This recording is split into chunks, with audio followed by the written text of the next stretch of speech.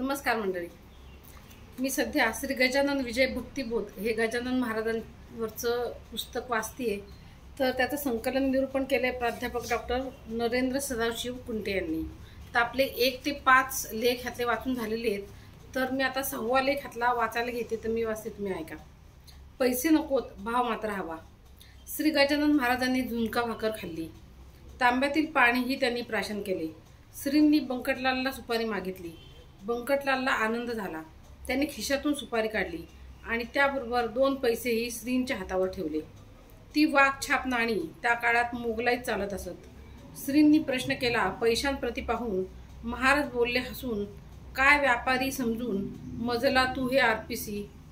पुढे ते म्हणाले, अरे ही नाणी तुमच्या व्यवहारात तुम्हाला लखलाभास होत. मला त्यांची आवश्यकता नाही. माझे नाणे वेगळे आहे. भावभक्तीचे नाणे मला चालते. ते भावभक्तीचे नाणे तुझ्याजवळ होते, म्हणूनच मी तुला दुसऱ्यांदा भेटलो हे लक्षात ठेव. हा भक्तिबोध सर्वाधिक महत्त्वाचा आहे. पैशाचा थाट करून भक्ती होते काय? भक्तीसाठी अंतःकरणात विशुद्ध भाव हवा. बंकटलालने श्रींच्या भेटीचा ध्यास घेतला होता. मनात तळमळ लागून राहिली होती. भाव बळेच भक्ती करता येते हे संतवचन आहे. कीर्तनकाराला उपदेश. श्रींनी बंकटलाल आणि पितांबर यांना कीर्तन श्रवण करण्यास जाण्याची आज्ञा केली. म्हणाले, तुम्ही कीर्तनाला जा, मी इथेच बसून कथा ऐकतो. दोघेही कीर्तनास आले. श्रींनी मात्र लिंबाच्या झाडापाशीच आसन मांडले. गोविंदबुवांचे कथा कीर्तन सुरू झाले. गोविंदबुवांनी भागवतातील 11 स्कंदातील एक श्लोक निरूपणासाठी घेतला होता. गोविंदबुवा पूर्वार्ध सांगू लागले, तर त्याचा उत्तरार्ध श्री गजानन महाराज हे सांगू लागले. हा प्रकार पाहून गोविंदबुवा मनातल्या मनात घोटाळले. हा उत्तरार्ध सांगणारा कुणी सामान्य माणूस नव्हे. हा नक्कीच कुणीतरी अधिकारी पुरुष असला पाहिजे हे त्यांनी जाणले. त्यांनी लोकांना सांगितले, जा त्यांना इकडे मंदिरात घेऊन या. त्यावर बंकटलाल, पितांबर व इतर मंडळी श्रींकडे गेली. त्यांनी कीर्तनास येण्यासाठी श्रींना विनंती केली, पण श्री काही जागचे हल्ले नाहीत. स्वतःच गोविंदबुवा हेही आले. त्यांनीही मंदिरात येण्याविषयी श्रींना हात जोडून विनविले.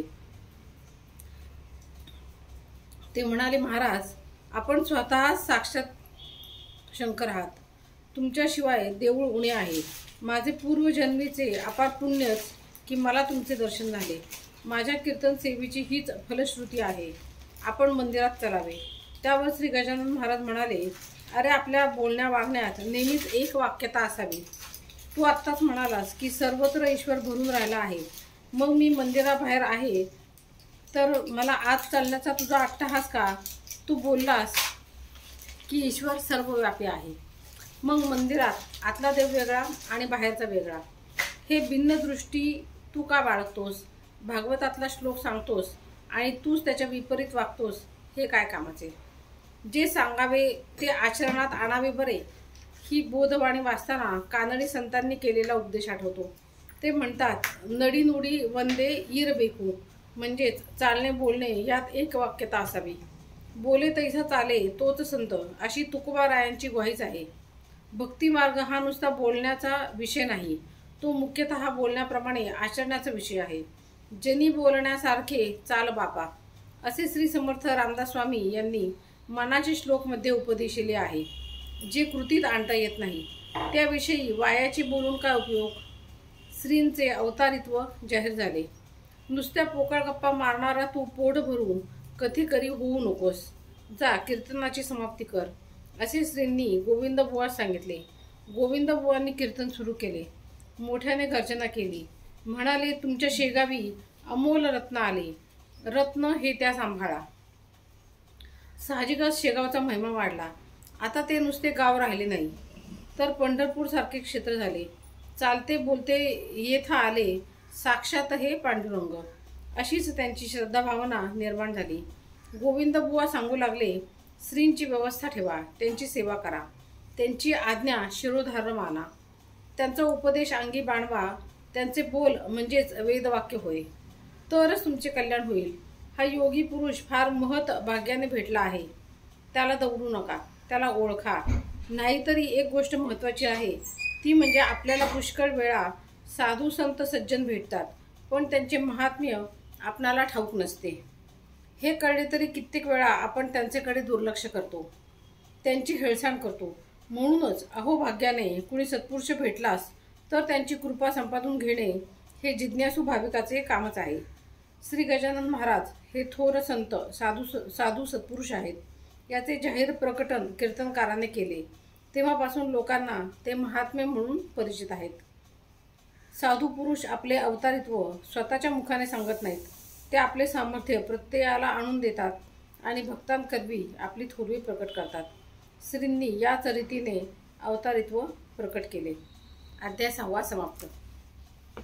मंडळी आपण हा चॅनल अशासाठी चालू केलेला आहे की ज्यांना परमार्थ करायची इच्छा आहे, ज्यांना वाचायची खूप इच्छा आहे पण त्यांना जमत नाही आहे, सवड होत नाही आहे, जे आहेत असे की जे वार्धक्यामध्ये आहेत, ज्यांना बसून वाचणं शक्य नाही आहे, डोळ्याला त्रास होतो, तर असे जे आहेत मंडळी ती ऐकू शकतात, जे IT क्षेत्रात काम करतायत। म्हणजे असे सध्या अशी परिस्थिती की वेळच नाही आहे कोणाला, खरं सांगायचं तर IT मध्ये काम करणारा असो किंवा इतरत्र काम करणारा असो, बायकांना सुद्धा वेळ नाही आहे, घरचं काम करून जॉब करून त्यांना सवडच होत नाही हे सगळं वाचन करायला। मनातून इच्छा खूप असते, तर सकाळी आणि संध्याकाळी जर 15-15 मिनटं काढली तर तुम्हाला हे ऐकता येईल, त्याचा पॉझिटिव्ह परिणाम तुम्हाला जाणवेल, पॉझिटिव्ह एनर्जी तुमच्या शरीरात तयार होईल, घरामध्ये एक प्रसन्न वातावरण राहील, मुलांवर चांगले संस्कार होतील। तर तुम्ही लवकरात लवकर आपला चॅनल आधी सबस्क्राईब करा आणि मॅक्झिमम अशा लोकांपर्यंत आपला चॅनल पोहोचवा की आपल्या चॅनलची ज्यांना खरीच गरज आहे। धन्यवाद।